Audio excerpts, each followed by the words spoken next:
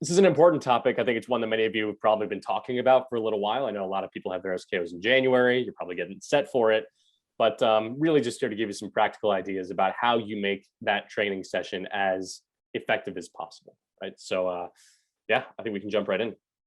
All right. Well, let's get started with a chat here. And one of the things we always like to, and I'm a big Stephen Covey fan. So the idea of starting with the end in mind, right? I'm going back a few years in my career, probably to the first time I went through Covey's 7 Habits training. But the idea of what are we trying to accomplish with the SKO? What are we really trying to get out of it? And when we walk out of that session, and maybe even when we look back 3 months later, what have we accomplished? And I think oftentimes that's kind of blurred together. It's like, oh, well, we just want a great event or we want to get everybody together. But I think it really starts there. And we'd love to hear from the audience here. So if you would change to everyone on the chat and let us know, what are your top SKO objectives this year?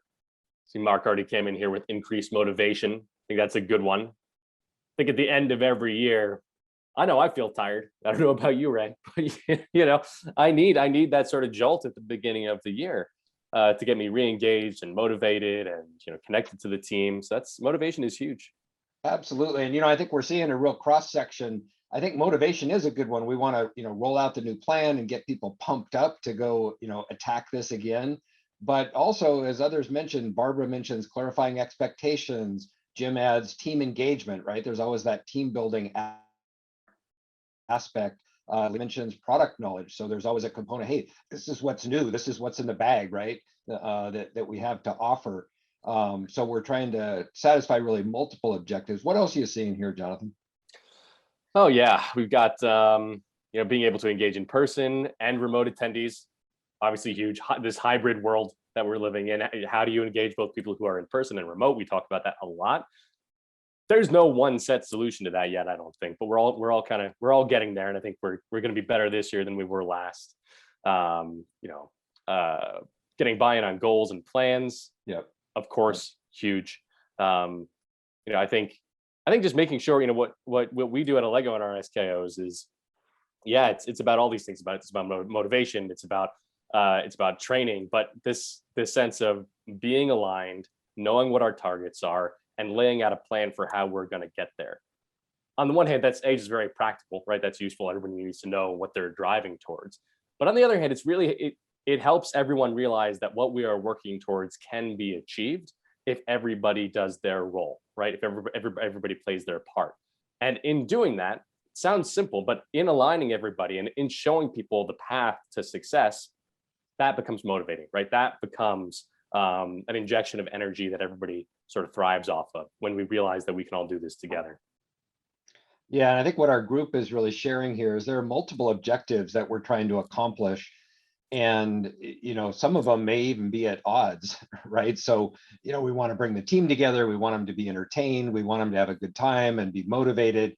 We also want them to do some real work and lean in on these expectations and get excited. And I think we should really be thinking about, well, then coming out of there, what do we expect them to take away and what happens on Monday? I always like to think, okay, so now everybody's gotten back home or they made it through the virtual event. And then what are we expecting them to do? And I think that's a big part of what we need to think about in terms of our approach to an SKO. So, we talk about why this is so important now and love to get your thoughts on this, Jonathan. But as we bring the team together, and especially with this idea of whether it's the great reshuffling or the great resignation, but we know that people are moving, they're looking at their options. A lot of people are burned out, as you mentioned. And I think SKO is more important than ever for that connection for the why. Why are we here? Why are we working so hard? And why should I stay here? What's in it for me to engage? I'd love to hear what you're hearing, from some of your clients and your thoughts on that. Yeah, it is more important than ever. And we do hear it from across the board. All of our clients, our prospects, as more companies have gone hybrid, as more companies have allowed for remote working opportunities, those day-to-day interactions that your team has have kind of dwindled, right? Just those in-person, face-to-face opportunities to get to know each other, get to experience each other, hear each other on the phone, working each other's pitches. that's really, it still happens, but it doesn't happen as much, right? And that ability to build camaraderie, build a team, and learn from one another is harder to come by, right? You've got to be more proactive about making those opportunities happen. So I do think that SKOs now, are more critical than they've been in the past, because it may be one of your only opportunities throughout the year to bring the team together, to train, to build culture, again, build camaraderie, set and communicate vision. A lot of you were talking about that in the chat.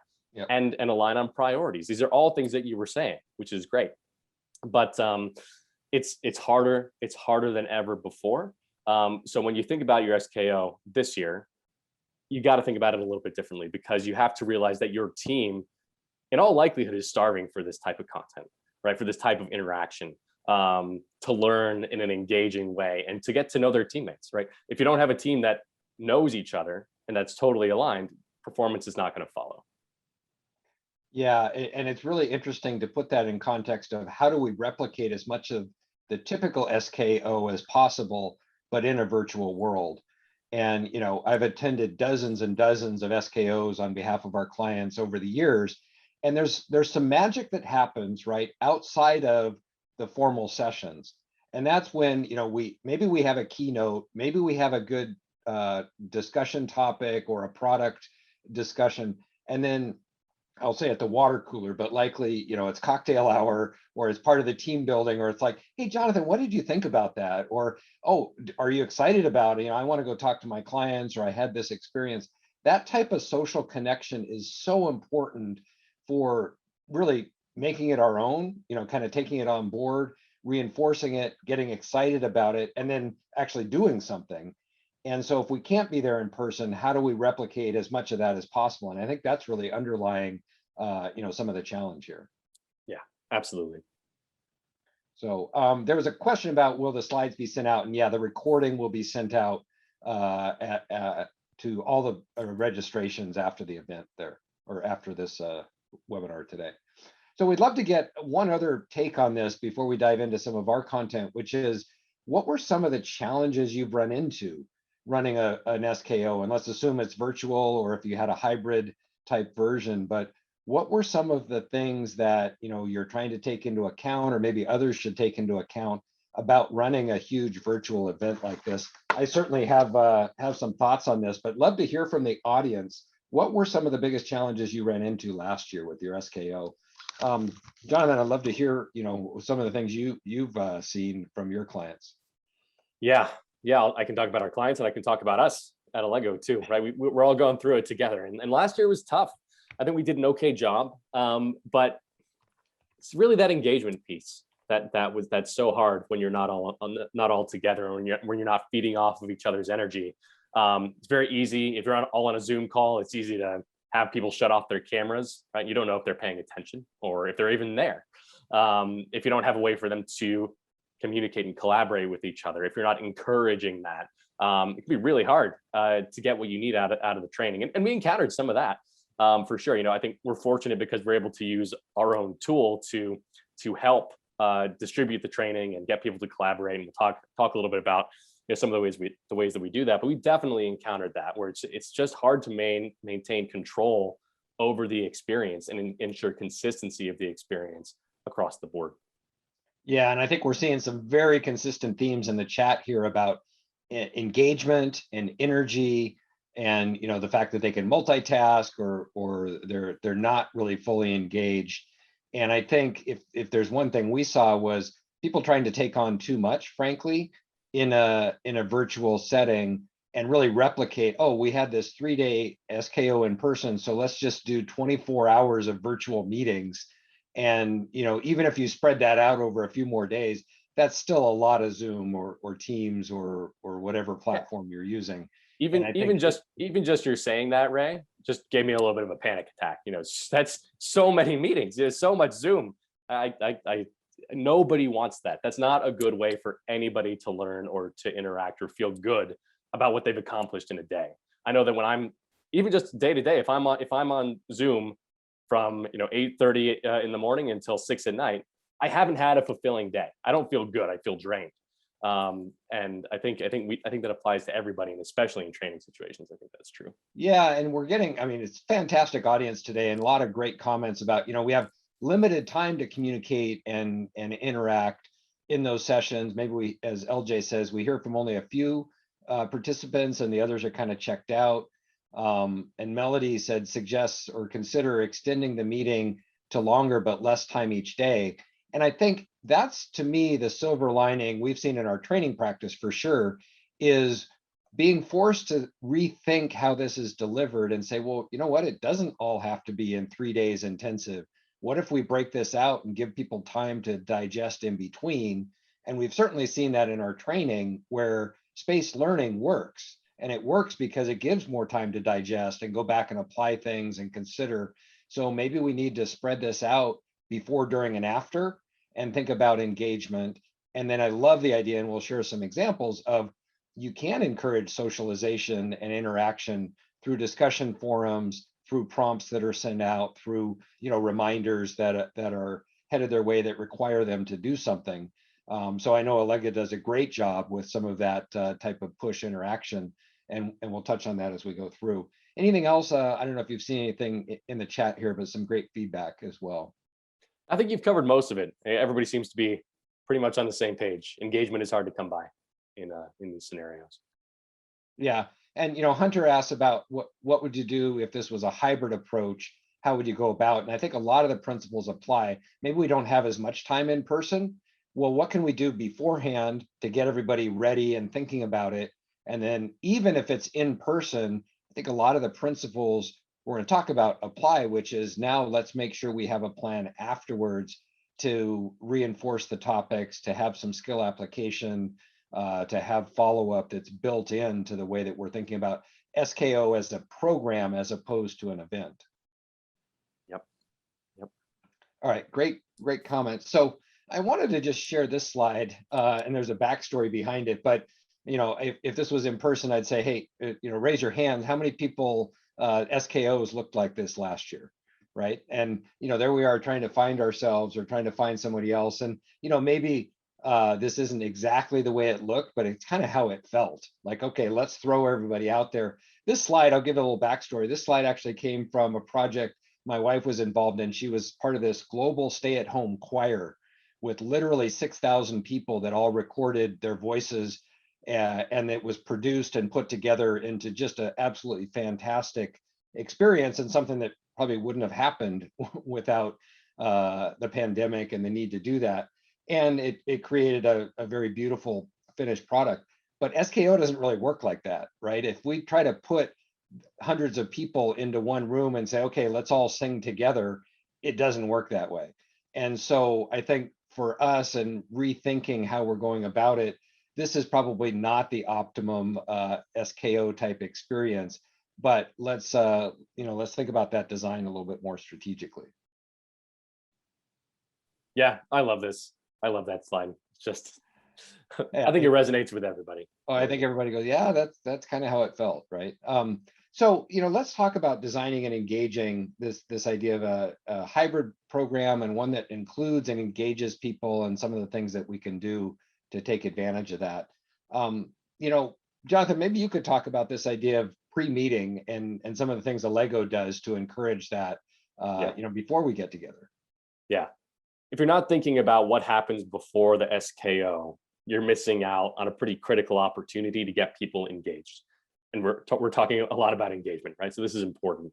I think too often with SKOs, we focus on the day of training. And that's logical, right? That's the part that takes often the most coordination, and when a lot of the substance of the training is happening. But at Allego, both internally and with our customers, we really encourage folks to think about, what are you doing leading up to the live training to optimize how people are consuming content. So what that means is we'll often release content, pre-recorded content to our sellers in the 2 weeks, call it, leading up to the SKO. Something new every day, just a 5 to 10 minutes, sometimes even just a 2-minute video on one of the topics that we're going to be focusing on during the SKO.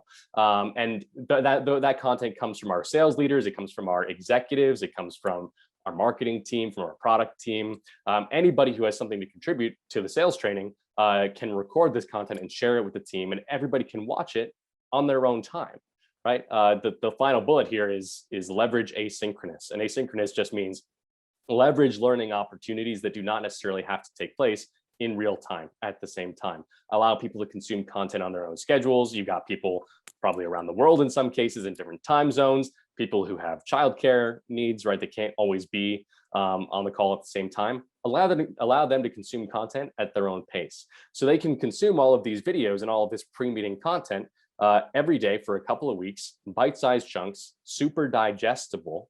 And that tees up the meeting in a much more productive way. It means that when we get to the live session, we're not delivering information for the very first time in most cases anymore. People have already gotten a chance to think about the content a little bit. They've been exposed to it. They've probably had some definitions clarified for them.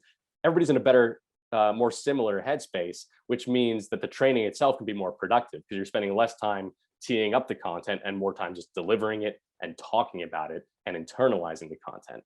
And all of this helps with retention, right? When people are learning in bite-sized chunks on their schedule, they are retaining that information better than they would if it was all just dumped on them at one time. That's just how we learn. That's how our brains work. So retention becomes more effective.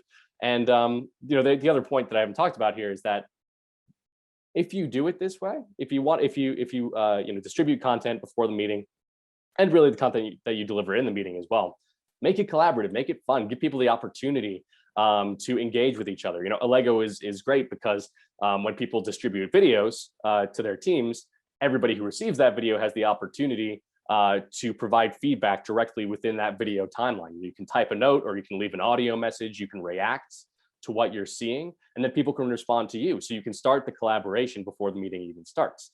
And make it fun, inject some personality into it. That can mean different things to different people, but you can wear a funny outfit, you can bring in your family members, you can bring in a pet. Just do something to engage people, show people that you're human, because at the end of the day, that's what we have to drive home. We're all human, we're all in this together, and we're going to learn better if we like each other and trust each other. So I know that was a little bit long-winded, Ray, but anything to add on to that? No, and I think it's a great example of, we're trying to replicate some of that fun that they might have had in person when they're there for a longer period of time. And if we can do that, beforehand. And then I love the idea of getting the response and the interaction to start with. Hunter asked the question about, well, what were some examples of, dripping out that content or having that content before without going too much, you don't want to replicate the SKO. But I think it can be really valuable, and these are just some examples of that kind of asynchronous communication, but even like a welcome video or a sponsor video that you're pushing out, but maybe that sponsor then says, love to get your comments, or here's a question I'd like you to respond to, and we immediately prompt that interaction. And then one of the beauties of a platform like Allego is we're also able to see who's engaged. And maybe we've assigned some tracking to that to say, okay, well, we want everybody to do a certain number of interactions, watch these videos and respond or do some activity versus, and I know we've all been there, you get 50 emails about the event the week or two before, and you don't even know okay, one of them was about logistics, the other one was about the entertainment, something else was about the funny hat day, but what am I actually supposed to do? Versus, hey, here's a platform and a way that I can go and keep track of where I am and what's going on with that event. Yeah, it's the blessing and the curse of virtual learning and training and virtual everything, right? Is that you can track everything, and sometimes that's overwhelming.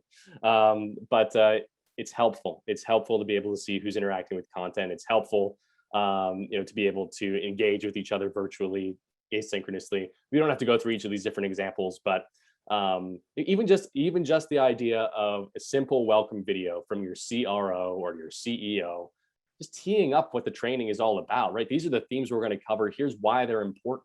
You don't have to do a deep dive. You can keep it really short, but just hearing that ahead of time just gets like I said, it gets everybody's head in the same place, and aligns people around shared goals. And I think that's really important. Absolutely. And I think you can be creative about how that is pushed out. And, we talk about like peer-to-peer or learning from the peers. You mentioned here, what good looks like, or leveraging some internal calls or examples. And also in something that we've done with clients very successfully is what we've coined voice of the seller videos. And so maybe there are a couple of questions we want people to be thinking about, and we'll go interview, one client calls them global black belts, right? So we go and interview the global black belts and have them respond to a couple of questions and curate that into a short 2 or 3 minute video. The power of that, hearing from their peers to say, oh, this is why we should care about this particular topic, or here's how we're approaching it, and what it means, that's much different than either even having a talking head or some highly produced video doing that. But this is real, relevant, in the moment content that I think Yeah. really resonates. And it's authentic, right? And it's content that people trust. We do something similar, before we roll out a new pitch deck, for instance, we'll often work hand in hand with some of our top reps, our top sales reps, to create that content. And then we will have them record themselves delivering that deck, showing people what good looks like, showing people how that deck is meant to be delivered. And then we'll share that across the team. And it's so much more effective than just, sharing the deck by itself and having, somebody in training walk through it. They can see how it's meant to be delivered by one of their peers who they know is a top performer and that they want to replicate. So super effective.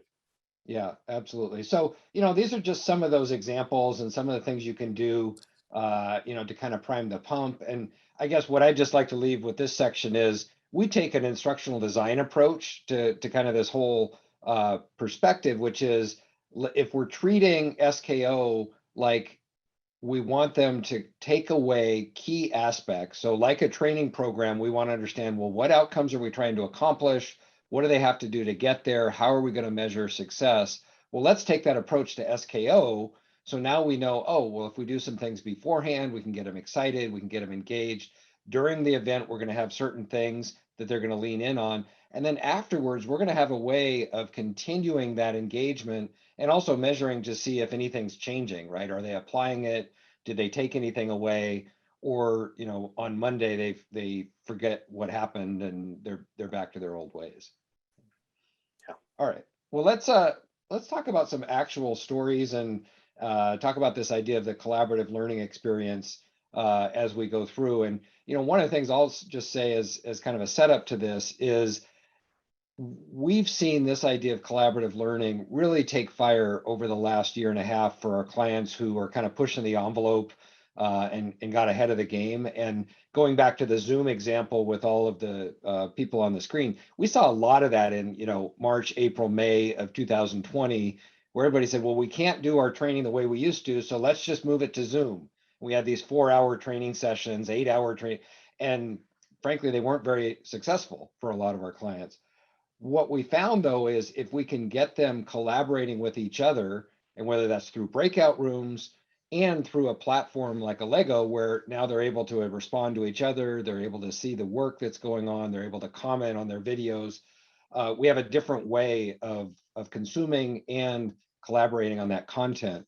And so that's really what we've seen, and why we're so passionate about it is I think the idea to do peer-to-peer coaching and learn from each other is really what makes this work. And I know you all have done your own research, and certainly there's a lot for the L&D folks on the call, a lot of research around the forgetting curve and what that means. But maybe you could walk us through this, Jonathan, and how you've approached that at Allego. Yeah, absolutely. I'm sure many of you are familiar with the forgetting curve. It's not a new concept.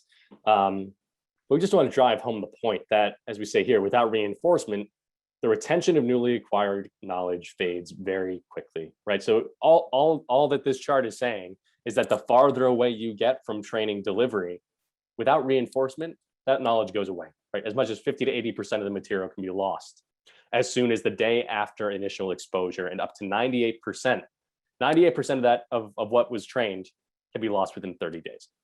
It's kind of crazy, right? You think our brains would be better at retaining information, but again, if you're just doing this sort of knowledge dump, if you have training on the day or over the course of a couple of days, and you're trying to cram it all into that period of time, and then you just send people off to the races and expect that knowledge to be retained, this is like pretty clear-cut evidence that's not going to work.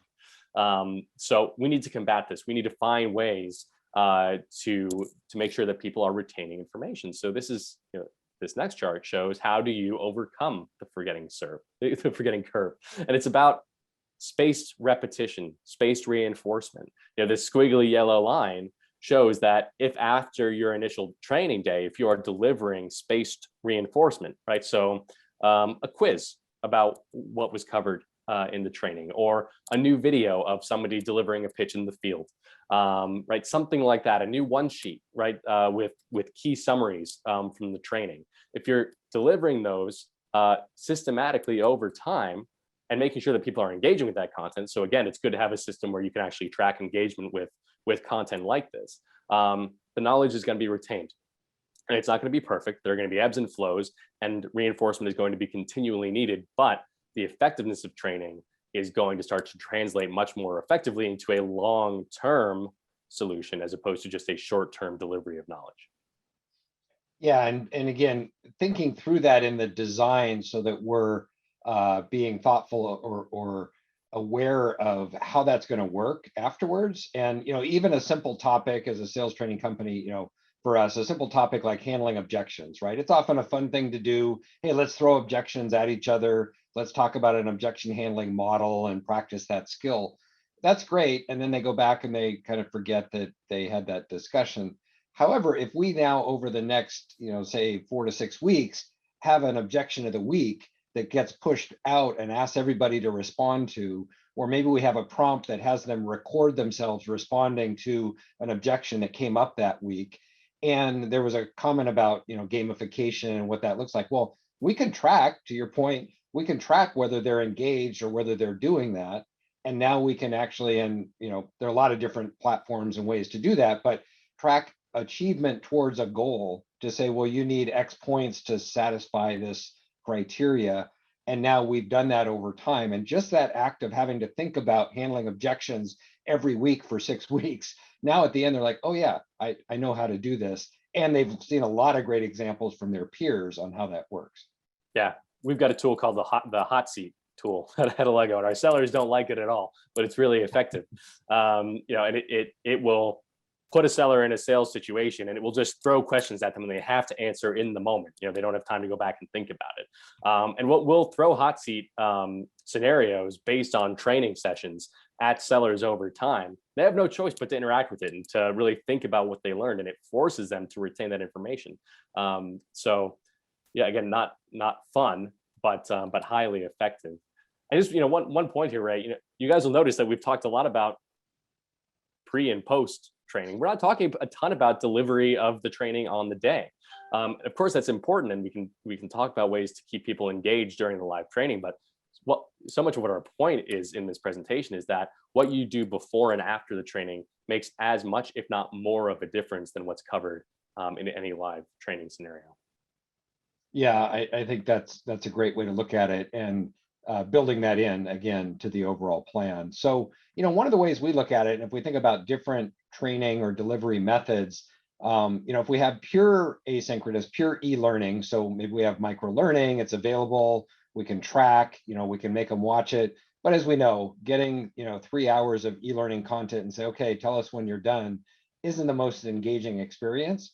But it's a great way of maybe flipping the classroom and say, well, we want them to do some activities before we have the live session, or for compliance or something we want to make sure that they've gone through.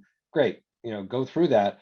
But then the fact that we can have an instructor lead a live session, we can do assignments or role playing or breakouts, right? We can lead those discussions with their peers, and the facilitator can add their own concepts to it, and that's great. And we really think that the collaborative, which is a blend, right? Digital blend is something that I think a number of people are talking about, and the aspect that we're now really working with each other as we go through.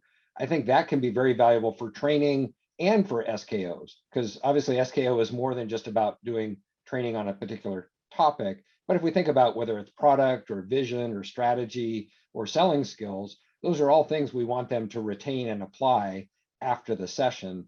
So the ability for them to lean in and learn from each other, I think it makes it just that much more valid.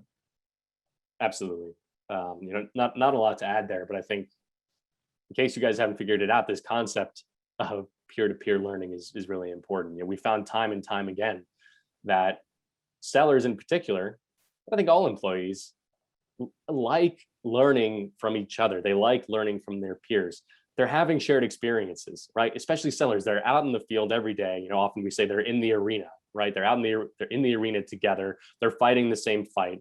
They want to hear from the people who are there with them, and they trust those people more than they trust others. It's just a fact, right? And they trust that kind of content more than they trust content that's pushed down on them, and forced on them. So if you can find a way to facilitate that type of learning and collaboration, whether it's through the type of technology that we've been talking about, or just doing small group breakouts, things like that, just facilitating conversation between reps and getting them to share ideas and share knowledge, that's going to be highly effective at the end of the day.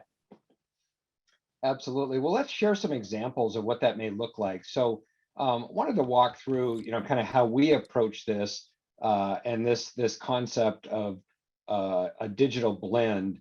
And so again, this could be for training and for SKO in terms of ways to think about it. So if we have some micro learning, maybe those are the little nuggets, the videos, the sponsor videos, those can be sent out in advance. We can have people consume them. We can track to see if that's actually happening, and then having them do some application around that. So maybe they have to come in thinking about a couple of accounts, or thinking about the application of the strategy if it's been outlined at a very high level, whatever those things look like, so that when we get together, we're able to really lean in and discuss. And whether that's virtually in a live virtual session where they're engaged, or if they're in person and you're lucky enough to be able to do that, then we can have them really apply, as opposed to 300 people in a conference room with a talking head on stage.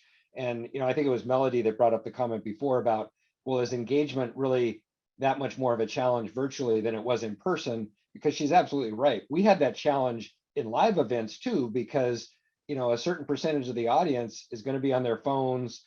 They're going to be doing client email, maybe they're not fully engaged either. And so we run into that. I think what's nice about this is we can actually see and moderate and participate in those online discussions. If we have a discussion thread, or we have a response to a video we've sent out, there's a lot that we can do to see how they're actually interacting with that. And then we can provide tools and resources. Again, instead of 100 emails coming out after, we have that in a platform, or we have that in a way that we can get back to it and point them to that. And now with some of the sales enablement tools, maybe there's a page, right, where all of that lives after the event. And some means of tracking their progress. And I love, whether it's a badge that's being associated with a certain number of activities, or at least progress reporting to say, all right, we want everybody to go through this minimum level of activities, and this is what it means to successfully complete SKO, right, or go through this process. And I've been absolutely amazed over the last couple of years to see just how engaged people are when they're being compared to their peers on tracking points or tracking completion, and they're leaning in to get that extra 10 points on a discussion thread or whatever that may be, because they realize, oh, this matters. I'm going to get a badge at the end, whether that's the token, but also they want to look good in front of their peers, or they're working with their peers. Yeah, make the results public. Don't be afraid of competition. Sellers are competitive. They want to win. That's part of what makes them great at sales. So yeah, gamify it, share the results, let there be some sort of tangible output, some sort of tangible benefit for being successful in the training, right? And you'll see better results. People don't want to fail in front of their peers, and they really want to succeed. Yeah, that's great. And great to see that come to life, right, in different ways as people are going through. And we're not going to go into any product demo today or show you specifics, but as people know, there are a wealth of options and ways to do that, both in the SKO and afterwards. And Allego, certainly providing the opportunity to do that built into the way you engage in those activities and videos, et cetera.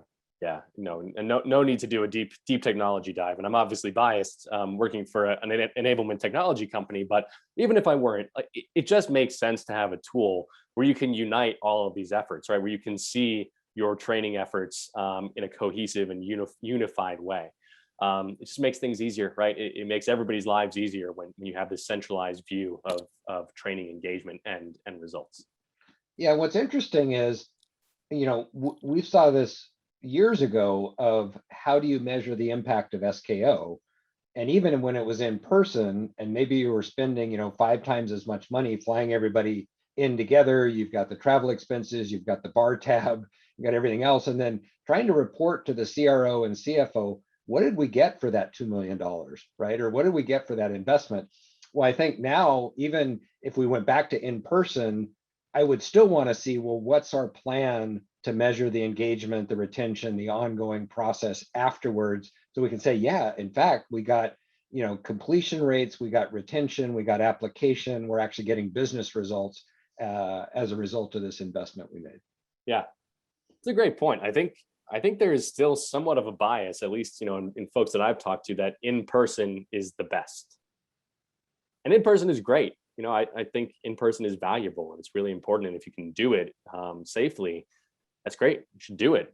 But a lot of the concepts that we're talking about here that have been facilitated and have been accelerated by virtual environments actually make training more powerful, right? We should keep these tools at our disposal for moving forward, right? Even if we are able to achieve more of a consistent in-person environment, these are all tools that are great. We should be thankful to have these at our disposal, and we should view virtual learning as, again, just another tool in our belt that can help learning become more effective over time.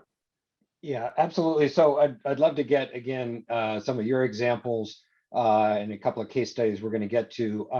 But these were some of the quotes we've had for this idea of collaborative learning. Some related to Kickoff, some related to more formal training programs, but the idea of learning from each other, how much that resonated, to talk about and apply the work, what worked and what didn't work, and how that works with your actual customers. So I love coming out and saying, okay, you have 30 days to go apply this to a real account, or you have 30 days to perfect your pitch and come back and upload that and show how you're doing that. Again, it just makes it that much more practical if they're doing it a day in the life or in the real world, and being able to test out those concepts and come back and talk about it and get feedback from others, as this points out, that they can use going forward.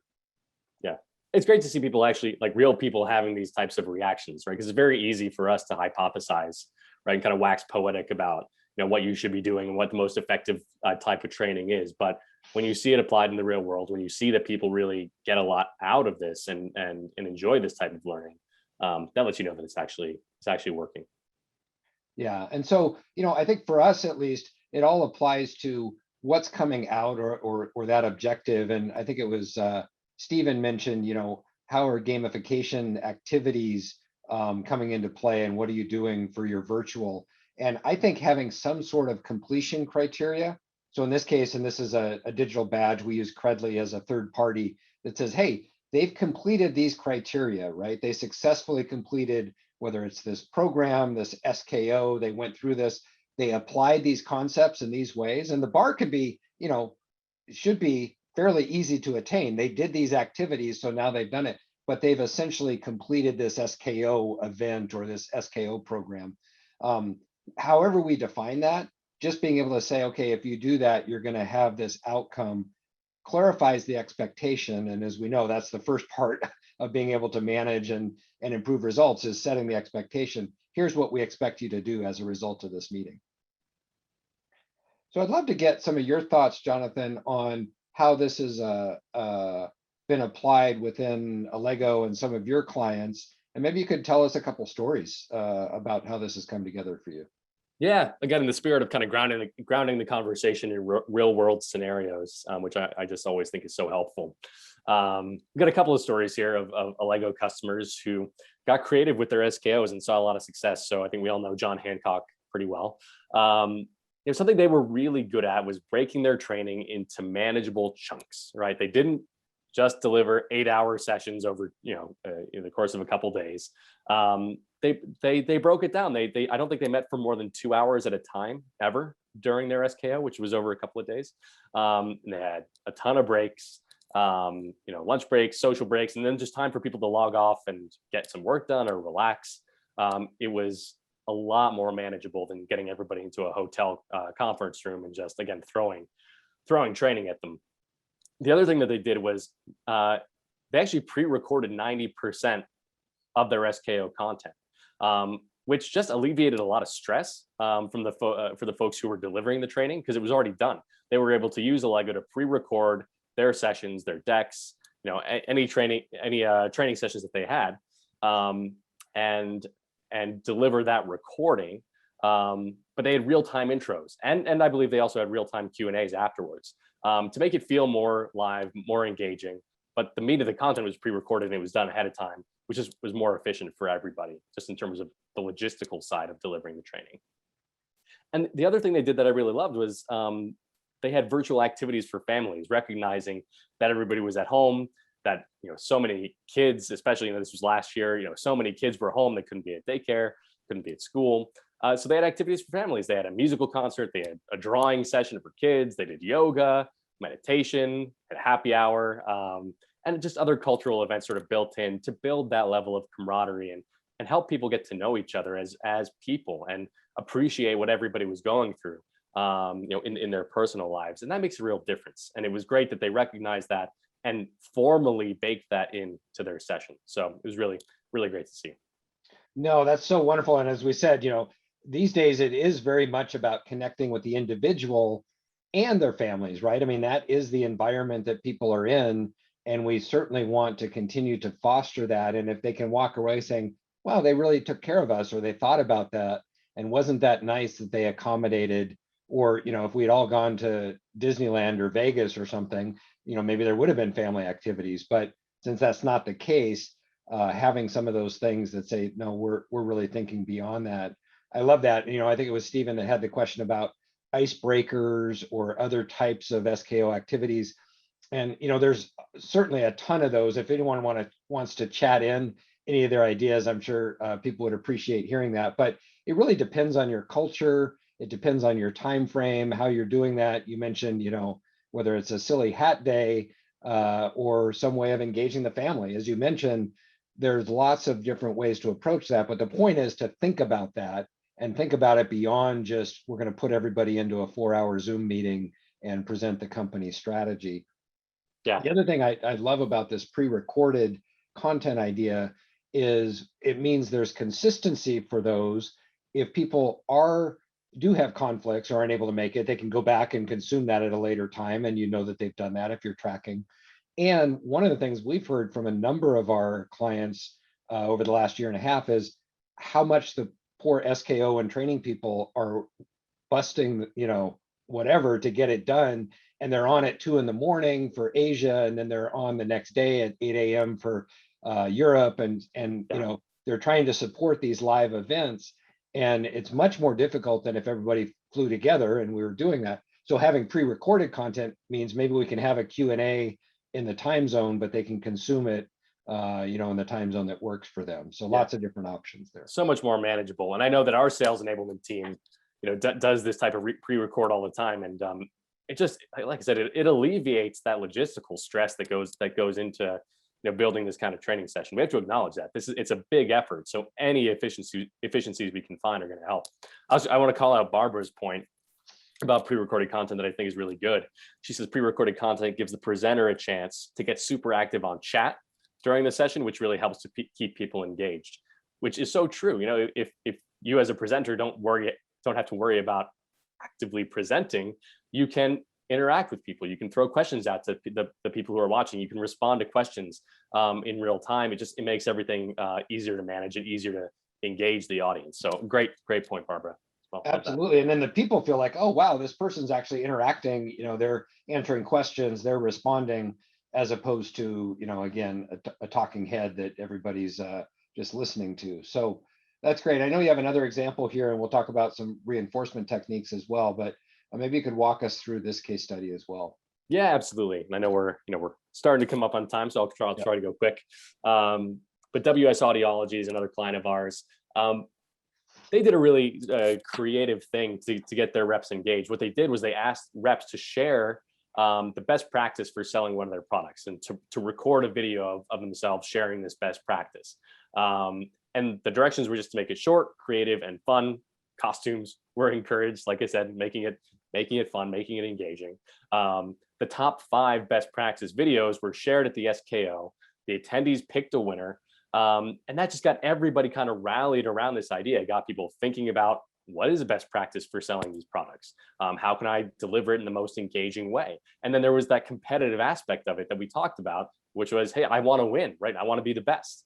So it just got people involved in a way that I thought was really fun and creative. And the other thing they did that was unrelated, but they reinforced the learning from the training session with flash drills via Allegos. This is exactly what I talked about before, right? After the content is delivered, throw out quizzes, throw out hot seat exercises, flash drills, to train that knowledge, to reinforce that knowledge, make people respond to scenarios where they have to apply what they learned. So they did that. It was super effective. And I think everybody got a lot more out of the training than they would have otherwise. So again, just another demonstration of this type of learning, this type of training at work in the real world. Yeah, love the real world application and getting people involved and seeing what others are doing, learning from each other. So way better. And I know, there's a lot of great content out there, and there's some really highly produced. In fact, I saw a recent one that's, Hollywood produced, kind of almost like a mini series of different topics, and it's beautiful work. But it's also like, well, but is that as relevant as if you tell me a story about how you applied this pitch in the real world and closed business? Maybe it's yes, and maybe it's both. But I love the idea of making it relevant and learning from your peers and go, oh, I know Jonathan, he's sharp. I'm actually going to listen to him. Yeah, really good. Good example. So, let's kind of bring it home. I know there are lots of different ways, and we've already worked in and talked about some of these reinforcement tips, but maybe you could highlight a few of these, Jonathan, that you've seen work successfully. Yeah, I think emphasizing bite-sized content is really important. Make the delivery of content manageable, right? We are not designed to, watch 2-hour training videos. We're just not. Make it a few minutes, right? And distribute it over time. It's going to be more effective. We talked a lot about collaboration. I don't think we need to go a lot deeper there. We make it personalized, gamification. Really, it's just summarizing everything we've said. Facilitate interactive exercises, get people involved, and then supplement everything with this just-in-time learning. We haven't actually used the term just-in-time learning in this session today, but we've talked a lot about what it is, meaning you want to make learning accessible to people exactly when they need it. When we talk about just-in-time learning, I think about, if a pipe in my basement bursts, right? Or if my faucet breaks, I'm not going to wait until the next, live in-person plumbing training session to figure out how to fix those, right? I'm going to get onto YouTube and I'm going to figure out what to do in the moment. That's when I need that information. We should apply that kind of thinking and that type of learning at work. So we need to find ways to distribute content that maybe was delivered in a training session, but deliver that exactly when sellers need it, right before they go into a pitch, for instance. They're like, oh, I've got a pitch in an hour. I know that a competitor is involved. What's my competitive battle card against this person? What are all my talking points against that competition? If they can access that learning when they need it, if they can discover that within a platform or a database, that you've created, and that's when they're going to learn the best. So think about just-in-time learning and how you deliver your training in a way that facilitates that. I think that's really, really critical. No, that's great. And I appreciate the comment, and I'll respond to it, that Barbara brought up about the elephant in the room of why are we doing this on Zoom when we're talking about these other great technologies and these other great platforms. And I will say there is a key distinction between a live event that we're discussing right now, and if we had battle cards, if we had activities, if we wanted to say, okay, 30 days from now, we want to see how many participants engaged in the content and applied it. That's where we would use a platform like Allego or some other tool. Zoom actually is a great way of having video conversation and interaction. They're really both required for a successful event. And there's certainly other SKO tools that just help you host the event. But that's really not what we're getting at today. We're talking about the entire program and trying to optimize what you can take away from that. Yeah, exactly. Allego and other sales enablement tools are great for everything we've talked about, but they're not particularly good at delivering live content. It's not what they're built for. So you need Zoom. And again, I think we tend to over-index on. I know at Allego we talk so much about asynchronous learning and asynchronous collaboration and pre-recorded video and blah blah blah, and it's all super super important. But formal training is still important. Live training is still really important. You just have to put all these pieces together to get the optimal output. That's what we're trying to say here. That's great. So let me just wrap up and love to get your comments on this as well, Jonathan.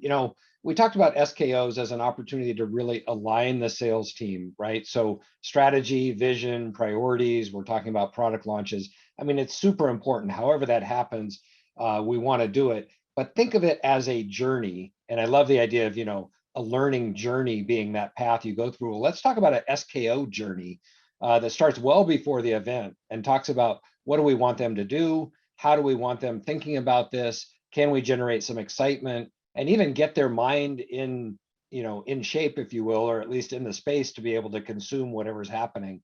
So it starts well before that, and then making it collaborative where they are going to engage, and we're doing everything we can to encourage that live and offline or in a discussion or forum or other ways. Let me pause there. Did you have comments on there? I saw you nodding as we were going along.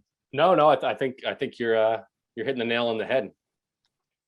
Great. Well, I'll just bring these home. So, having the SKO with additional reinforcement built in to make sure we're getting a retention and skill application, and thinking of it as this continuous learning experience, as opposed to event driven. And I love those where, there's a quarterly check-in, or a lot of our healthcare or pharma clients, have a plan of action meeting quarterly where they talk about new product updates or the launch plan for the next series, those types of things. So I think not waiting until December of the following year to talk about what's going to happen in January, but thinking about this as an ongoing, how are we going to keep this top of mind and refresh it throughout the year, I think is really important.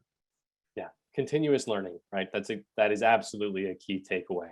That's how, don't mean to be a broken record, but that's how we learn best. It's not in these really discrete chunks. It's over time, and learning changes and evolves over time. And if it's a continuous conversation amongst your team, right, about how to improve and how to get better and how to update pitches and taking insights from the market and insights from customers that you talk to, right, all of that should be part of your day to day. And then the SKO can merely be reinforcement of that and a chance to adjust or reposition as needed. But I would actually say that if you take on this mentality of continuous learning, your SKO becomes a little bit less imperative as a training tool and can become more of a team unification and directional tool, which is actually where we want to be.